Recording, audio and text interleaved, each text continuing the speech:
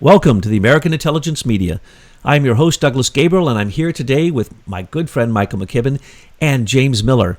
James Miller, we just had a conversation with because he's the person who in Washington State wrote a writ of mandamus, which was basically telling the government, your elections, they're rigged. They just aren't right. And as an engineer, both of you two gentlemen are engineers, and James as an engineer, basically he couldn't put up with it anymore. So he went to great expense, great effort, wrote this writ of mandamus, and now someone else has taken it up, written it again for all states, and submitted it to the Supreme Court.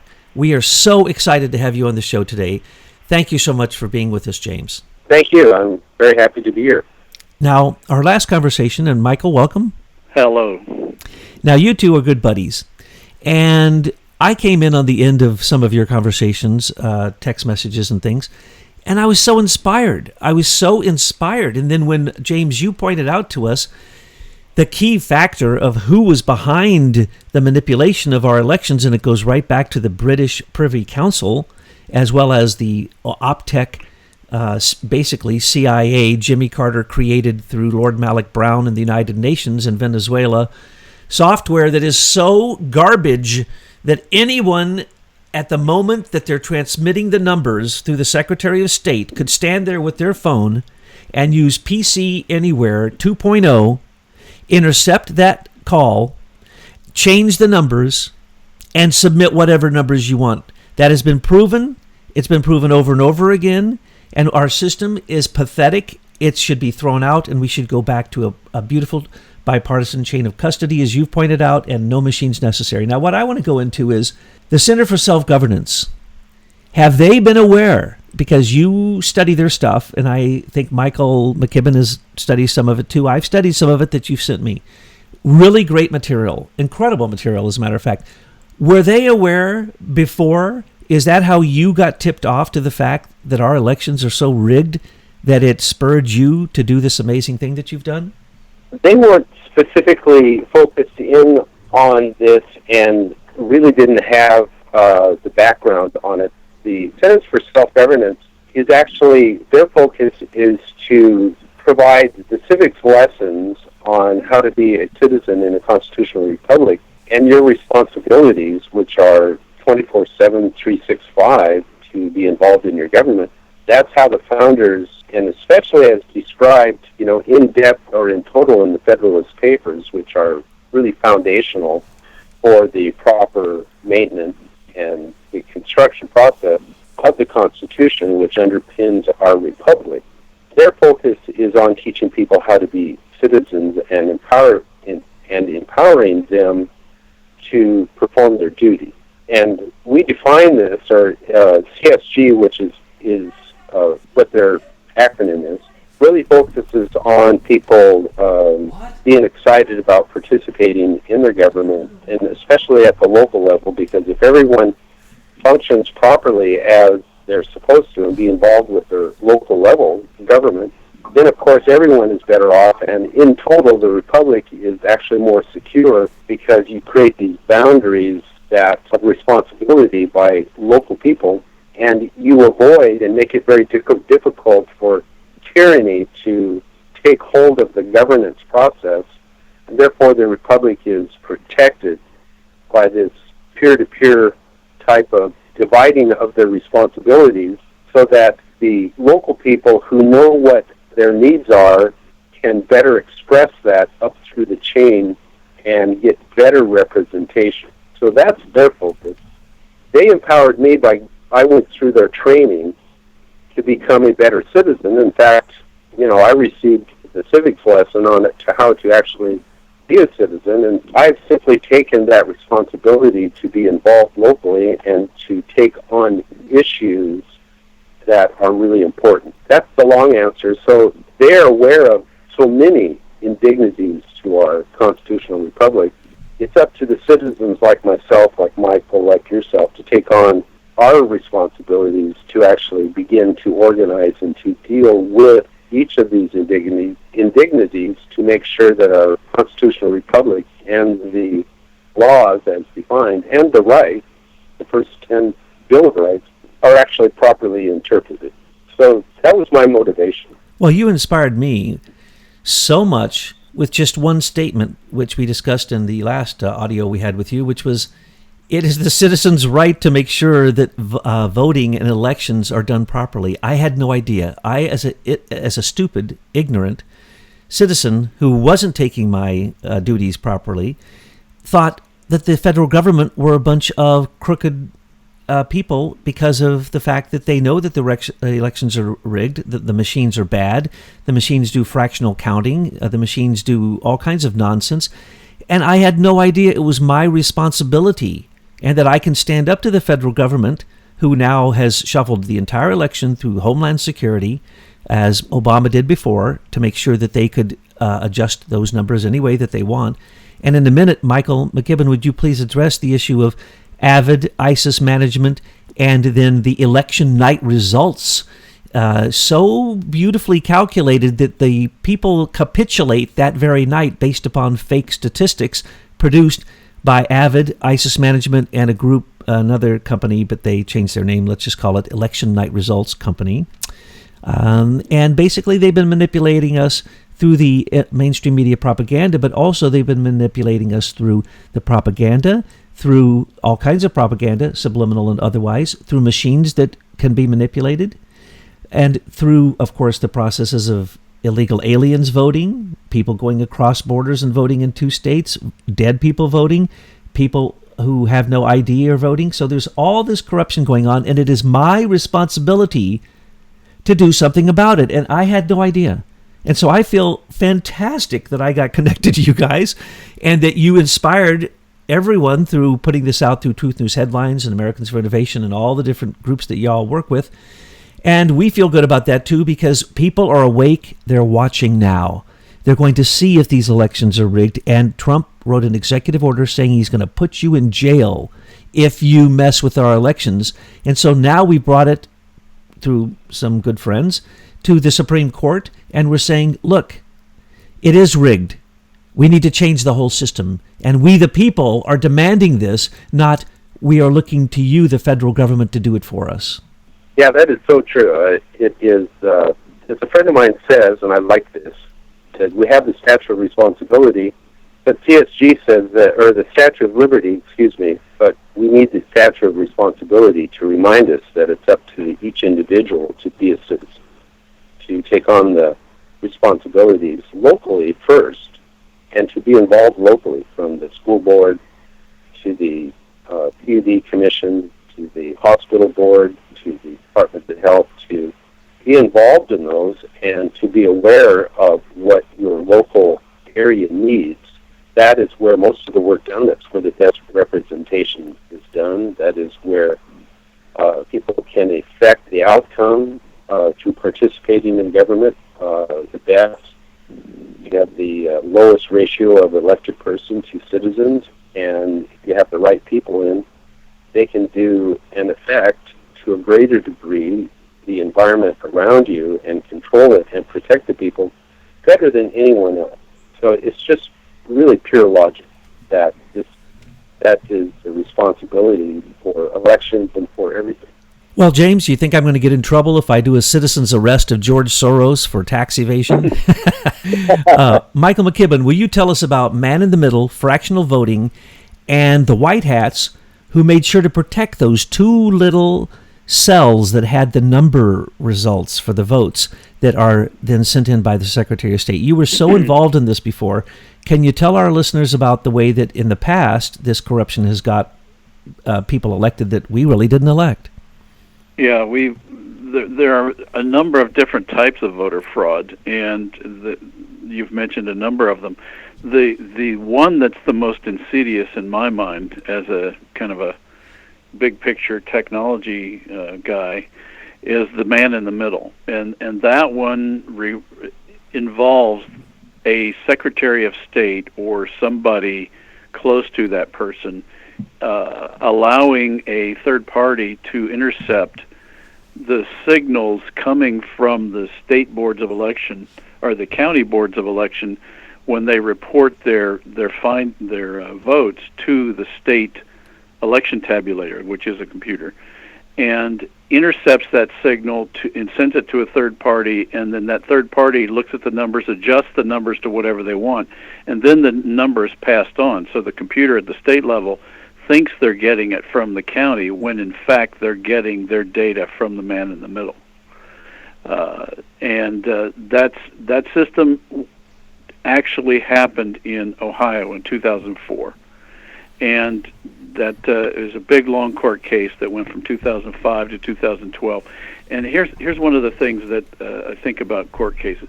I think we're thinking wrong if we think courts are going to protect our rights. Because here's a good example of where they actually proved this man in the middle existed, and yet nothing happened to any of those people involved in that man in the middle process. The results went for Bush and not Kerry, where the data shows that Kerry should have won Ohio, and yet everybody got off scot-free. So that's one, is man in the middle, and I think that one's can have the greatest overnight impact because the numbers have just flat out changed. And the only way to stop that is to prevent anybody that's a third party that's not coming from a state board of election from being able to send data to the state election tabulator. And that's where, hopefully in this election next week, that every sheriff in every state location where the servers are will have data security people there that will prevent any access to that tabulator that's not coming from the actual state board of election system.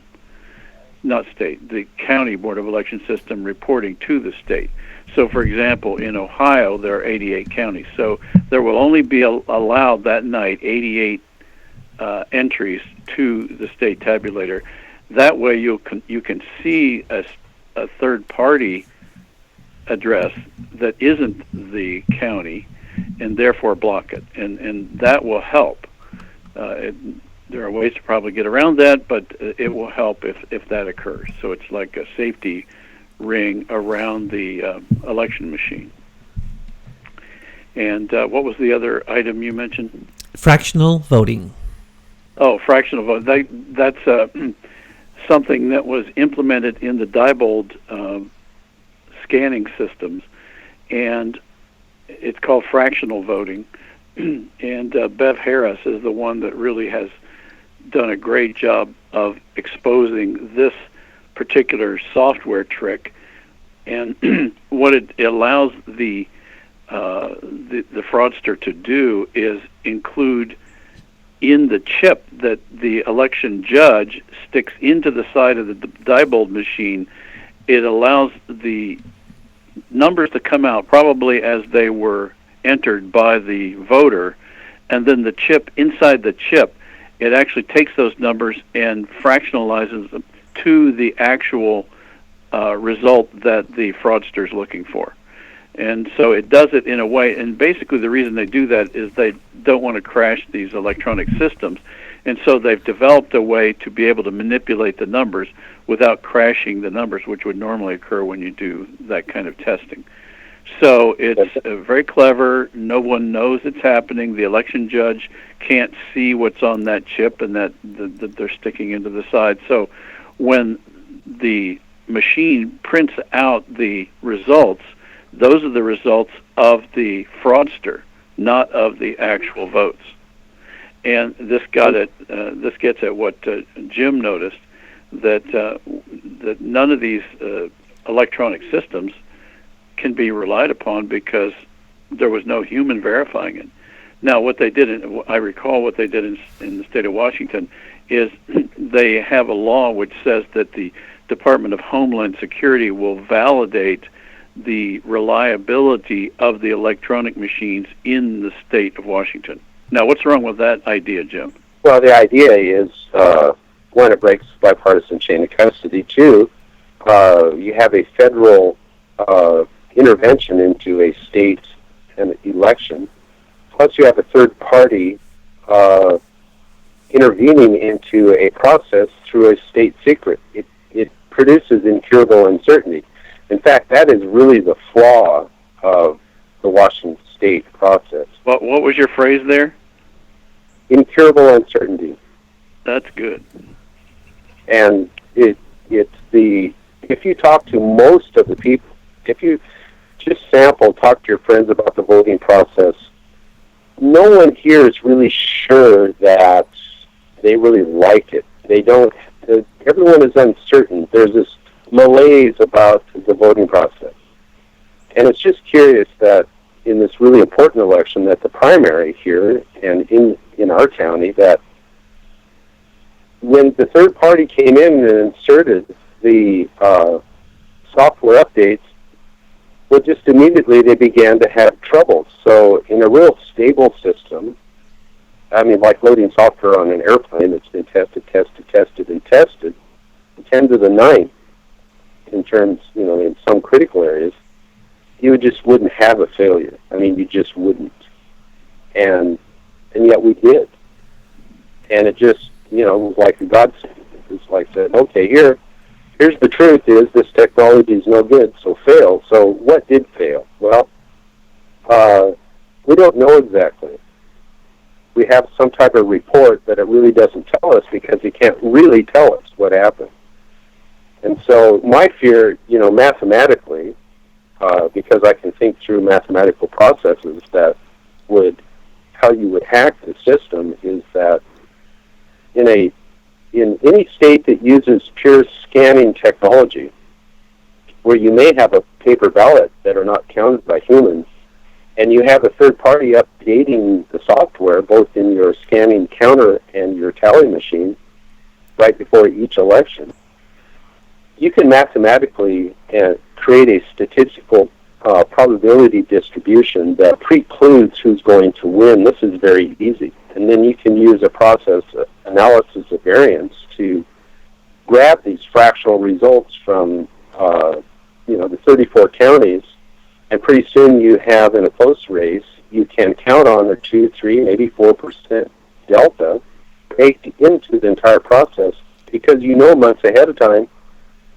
pretty much who's running, what maybe the vote count that they got last time, what the party got last time, and so you can calculate these distributions and preclude who's going to win. And since the software is self-validating without humans intervening, you have a perfect black box of mischief.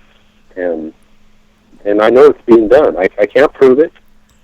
They won't let you. It was proved. It was proved in Ohio. So there is empirical evidence of exactly what you described. And gentlemen, and so do you remember? I don't like it at all. It's completely fraud. Yes, gentlemen, do you remember that before Bush Jr. was elected, there was a man who owned the Diebold voting machines, and he came out in public, and he said if these 5 states will simply, if their state legislature would simply adopt my Diebold machines, I could guarantee that George W. Bush will be in the White House. I put forward the following idea. These different machines, there's about 7 or 8 of them that I can think of, and there's probably more, but the big ones we know, Diebold, ES&S, Interheart Civic, what is it, not Sequoia, Smartmatics, there's a few, 7 or 8 of them. Sequoia, that's the one I was thinking of. Now, basically, the state legislature votes on what machines to use, and they already know who owns those machines and whether they're Republican or Democratic, because I put forward the suggestion that these states are already colored before the election, blue or red. And so the machines are already rigged. And so when they rig the machines to go with the already colored state, it is exactly as you gentlemen said. Statistically, it's like, oh, no big deal. Oh, no, this is what we expected, blah, blah, blah. You expected it because that's what the machines were made to do. That's where the propaganda from the other thing you asked me about comes in to play, and that is if you're going to precondition people to certain percentages, you've got to be able to control the media narrative to make that happen. And that's where you get into the Avid Leader Plus, the Avid system that's used in most newsrooms actually can push the narrative right to the teleprompter, so that the person reading the election night results is just reading whatever the teleprompter presents to them. And what we have now seen and proved is that the Avid software has utilities in it that can be controlled from a central location. So that, and in fact, there have been people that prove that this is true, that you can have the same news being read by readers all across the country in a split second. So on the election night, that's where you really want to control the narrative if you want to be fraudulent, and that's what's been happening. So that fits right into what you're saying there, Douglas. And they stole the name from you, Leader Plus. And this is the thing that I started to notice, and it's disgusting, folks. Think back. Presidential elections. They're as rigged as the Super Bowl. They're as rigged as any sporting event, okay? There's actually odds in all of them, and the odds makers don't lose, now do they? So they know they're rigged to begin with. But basically, what we're seeing is that we need to stand up and take back our voting rights, because we don't have any. What we have demonstrated to the Supreme Court, the Homeland Security, to Michael Pence's committee, and to the state of Washington, if they would have paid any attention, they would have seen that they have no leg to stand upon. And the more that we look into this, the more we see how insidious it is, and that when they start, let's just use an example. They blamed Brad Parscale for using information from Cambridge Analytica. Now, let me explain this, because this is a perfect example of the propaganda we're talking about. At first, Brad Parscale came out and said, yes, we did use Cambridge Analytica. And Trump said, yeah, but when he brought me that, I wasn't interested. And what did he bring him? He brought him some results of about 275,000 people in Britain that had answered some questionnaires. Now, how did that affect our election? But because they tried to bring that out and say Cambridge Analytica manipulated the election, to this very day you see articles that say 87 million people's personal information was gathered by Cambridge Analytica and used to help Trump win the election. Complete lies. The mother company of Cambridge Analytica is Strategic Communications Laboratory, which is ran by Jeffrey Patty and the rest of the nice members of the Privy Council, including Lord Malloch Brown. And he's a key factor there. And so what we're talking about is seeing that this British incursion into our election is not only the machines, it's not only the propaganda, it's the way that at the night that the election happens, they give you false information. Just look at the numbers. They don't tally. Just watch the numbers as they go on the board. They don't tally. And then in the end, they tell you who they choose is going to win, and then the other person, like John Kerry, capitulated. Why did he capitulate? Because he knew that the Diebold machines were fake, that they were fractional voting. He knew that George W. Bush, baby Bush, did not win, but he capitulated that night because of the propaganda put out by what is now called Leader Plus. I forget the previous name for it, but it's the same company as Avid and ISIS Management. They produced the propaganda that is the only allowed propaganda in mainstream media, except for a little bit of Fox News.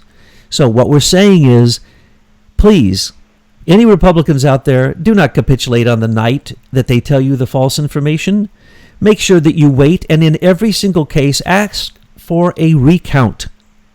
Ask for a paper ballot recount. I don't care if you won or not. Ask for it. Look what happened in the last presidential election. Jill Stein and Hillary Clinton said they wanted a recount. They went to Wisconsin. They found corruption. They went to another state. They found corruption. Then they came to Michigan. They went to Detroit. There were more people who had voted. About twice as many people voted in that election than lived in Detroit. And at that point, they stopped the investigation into the election corruption, and there was no longer a look at the recount to see if there was election corruption. Well, there was, and it was pervasive throughout all the states, and it was ended because the Democrats refused to send in voluntary information from their states. These states that are blue, who have blue electronic digital counting machines to make sure that it stays blue, with false votes, with also in Detroit, double the amount of people voted then even live in Detroit. Adults live in Detroit, okay? This is the type of corruption that still Trump won against. So what I want to say is, viva la Trump and his executive order that says he's going to prosecute everyone to the extent of the law if they meddle in our elections, because we are pointing out the meddling, and I want to see some people be prosecuted. Well, Douglas, Jim's experience that he's just had and just described today is a perfect example of how broken our government is and why they cannot handle our voting. So Jim gave hard evidence of the problems and the break of chain of custody in the state of Washington. And what did the Supreme Court do? They threw out his writ on procedural matters and didn't pay any attention to the underlying and the important facts that he brought out. So that proves right there that Supreme Court does not care about facts, does not care about voting integrity. All they care about is patting citizens on the head like little dogs and telling them to leave. James, you're the new president of the United States of America. What are you going to do about the coming elections to correct this problem? We have to. I have a technology company, and I love technology. I like computers. I like working with it. I can see all of the fantastic things that they can do for us.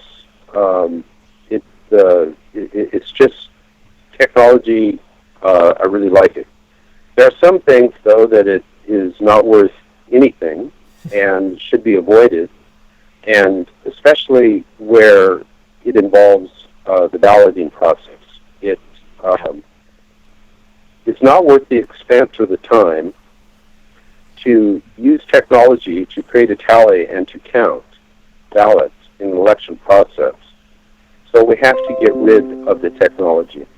We are not in a hurry for expressing the right of suffrage, because people that we elect in our constitutional republic make huge decisions during their tenure of office. The people that they hire, the people that they oversee, the processes that they create that affect millions of people, and so we trust them. And so if we have a voting process wherein we can't trust, that means that we do not, in fact, have trust in the people that we elect, and that is really fraught with huge problems, because our experiment, this great experiment of having a republic, is based on trust. Trust your neighbor, trust your people. And so I always say one thing that we learned at bowling is trust but verify. You trust people to do their jobs, to be citizens, but you go through a verification process. So I would get rid of the machines. I would have people show up in polling places and fill out a paper ballot.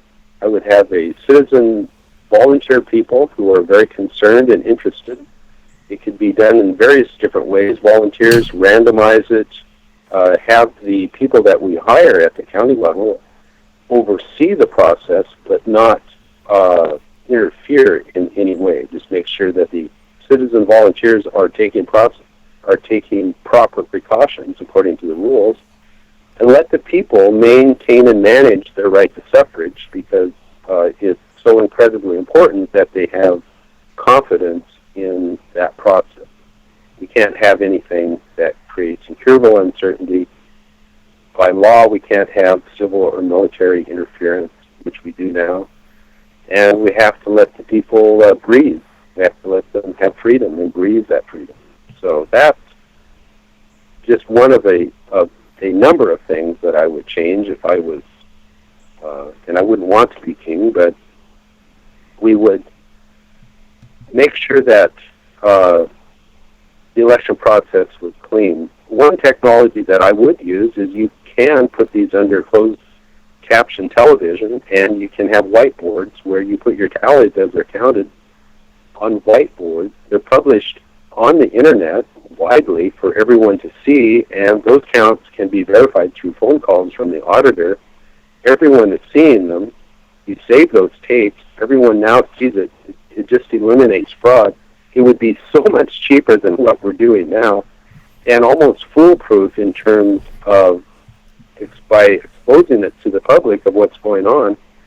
it would be almost incapable of having fraud. So there are many different and very simple ways, but basically people need to show up, visit with their citizens, talk about things, quit being afraid of each other, go to the polling places, learn how to be a citizen, make your vote, volunteer, make it a process of freedom, because, it is your freedom and your country that's at stake. And so we need to stop the nonsense and just use some very common sense, simple methods to maintain our republic. So that's what I would do. Well, I'm going to definitely, you're the election commissioner now. We're going to appoint you the election commissioner. And I'd open up a can of worms and ask you about the Electoral College, but I don't know what you're going to say. So I really like what you just said. I mean, that should be put on a banner, and it should be in front of all of us as we march towards the election polls. And really, we should take back the Republic, and the Constitution should be enforced as it's supposed to be. I want to thank you, first off, from the conclave who's sitting over here, and they're so ecstatic about what the two of you basically have manifested. They put a little bit of aim for truth stuff in the writ of mandamus that got turned into the Supreme Court. So we're excited, but we're more excited about the indictable evidence that is up there from the Americans for Innovation. And without the two of you, Michael and James, there's no way this would have come about. We would have not even discovered OPTEC.